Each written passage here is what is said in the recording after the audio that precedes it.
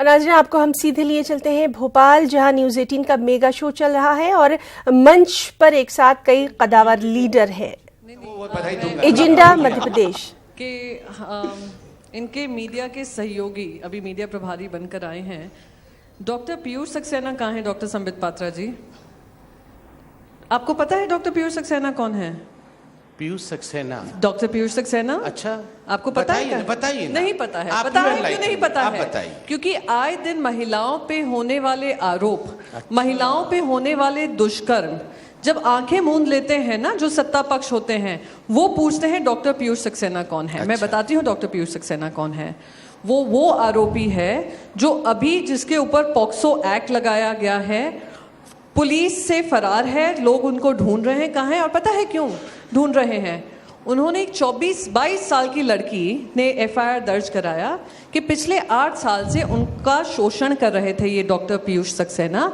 और आप सबको जानकर अचंभित महसूस करेंगे कि ये डॉक्टर सक्सेना जी जो हैं भारतीय जनता पार्टी के कार्यालय में मीडिया के प्रभारी हैं। और वही नहीं हैं, वो संघ से भी जुड़े हुए हैं और अभी ऑन द रन हैं। अच्छा। तो ये हैं। तो जब ये होता है ना, जब हर साल 5000 महिलाओं पे इस तरीके के दुष्कर्म होते हैं और आप अपनी आंखें मीच लेते हैं और कहते हैं हमने सुशासन दिया, स्वर्णिम मध्य प्रदेश, समृद्ध मध्य प्रदेश, और महिलाओं को छोड़ देते हैं। वो पूछते हैं डॉक्टर पीयूष सक्सेना कौन है? एक सेकेंड।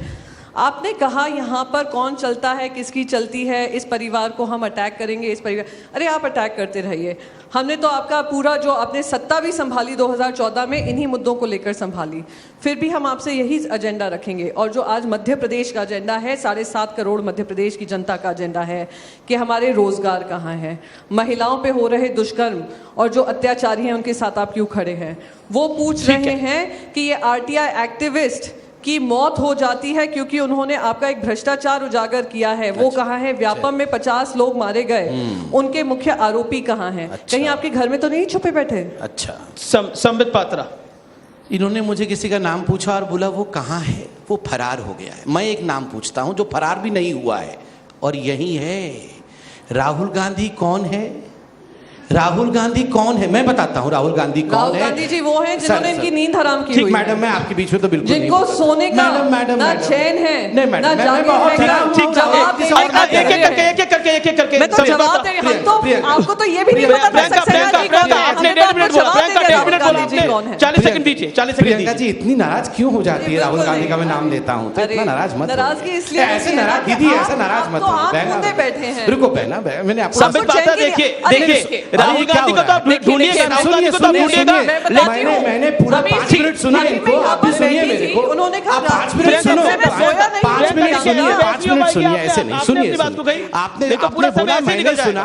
देखिए मैंने भाई धर्म को निभाया है, आप भी बहन धर्म को निभाइए। सुनिए अपने भाई को। कौन है राहुल गांधी? और जिसको फरार होना चाहिए था वो फरार क्यों नहीं है? राहुल गांधी भी एक आरोपी हैं। नेशनल हेराल्ड केस में 5000 रुपए गबन करने के आरोप पे 50,000 रुपए के मुचलके पे, जिसको अंग्रेजी में बेल बॉन्ड कहा जाता है, आज जेल से बाहर हैं। ये है राहुल गांधी और ये फरार भी नहीं है क्योंकि दम ठोक कर कहते हैं कि हम भ्रष्टाचारी हैं। तो बिगाड़ दो, क्या बिगाड़ोगे? दूसरा, इन्होंने कहा कि महिलाओं के लिए, महिलाओं का सम्मान सबको करना चाहिए, किसी को उस पर राजनीति नहीं करनी चाहिए। मगर अमीश भाई, आप तो दिल्ली में थे, मैं आपको बता दूं मध्य प्रदेश की भूमि में क्या हो रही थी। दोनों भाई बहन यही थे। इनके जो आला कमान है यहां पर, कमलनाथ जी, वो प्रेस कॉन्फ्रेंस में कह रहे थे महिलाएं तो साजो समान होती हैं, वो सजावट की समान होती हैं। और उसके बाद प्रियंका जी से जब पूछा गया तो मैंने अपनी बहन से ये एक्सपेक्ट नहीं किया था। मेरी बहन ने किया 2 सजावट की सामान। हमारी 2 मंत्री जो हमारे देश की आन बान शान है, सुषमा स्वराज और निर्मला सीतारमण, को आपने सजावट की सामान कहा। मैं गर्व से कहता हूं कि कैबिनेट कमेटी फॉर सिक्योरिटी में आज एक full time defence minister, India की पहली डिफेंस मिनिस्टर जो महिला है, उसके लिए महिला ही नहीं सबको गर्व करना चाहिए। आप उनको सजावट की सामान कहते हैं, ठीक है। अब हो गया। अरे बर्थडे विश तो करने दीजिए। अरे ये तो मेरा अधिकार है, भाई को बर्थडे विश तो करने दीजिए। ऐसे मत गुस्सा होइए, बर्थडे विश करने दीजिए। प्रियंका दीदी देखिए, ऐसा है, मेरे पास एक ही विश है, मैं आपको वो दे देता हूं। हैप्पी बर्थडे टू यू, हार्दिक बधाई एक ही है, आज ले जाइए क्योंकि दिसंबर 11 को तो हार्दिक बधाई हमें मिलने वाला है। चलिए हार्दिक बधाई इनको मिलेगी। प्रियंका ये जो सजावट वाला बयान था कमलनाथ जी का, और उसके बाद आपका एक स्टेटमेंट आया, क्या उसने बीजेपी को एक मौका दे दिया? देखिए, सबसे पहले तो मैं ये कहूंगी कि अब तक मुझे पता था कि संबित पात्रा जी गुड एंटरटेनमेंट हैं। अच्छा। और सब तालियां बजाते हैं। सबको ये भी पता था कि गंभीर मुद्दों को लेकर उनसे डिस्कशन पॉसिबल नहीं है। आज मुझे ये भी पता चल गया कि बखूबी डायलॉग राइटर भी बन चुके हैं कि मेरे डायलॉग भी ये लिख रहे हैं कि मैंने क्या बोला, मैंने क्या कहा। अब मैं बताती हूँ। हाँ बताइए। मैंने कहा सजावटी मंत्री। मैं बिल्कुल कहती हूँ, हमारी दोनों जो महिला लीडर्स हैं, सुषमा स्वराज जी, मैं भी खुद प्रभावित हुई हूँ उनसे।